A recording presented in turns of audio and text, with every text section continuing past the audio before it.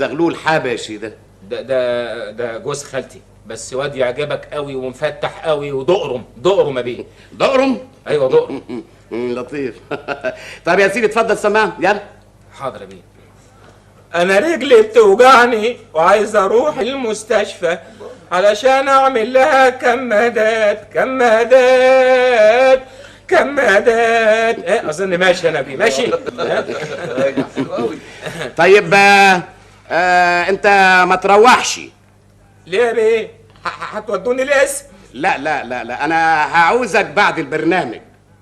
لا لازم صوتي عجب حضرتك.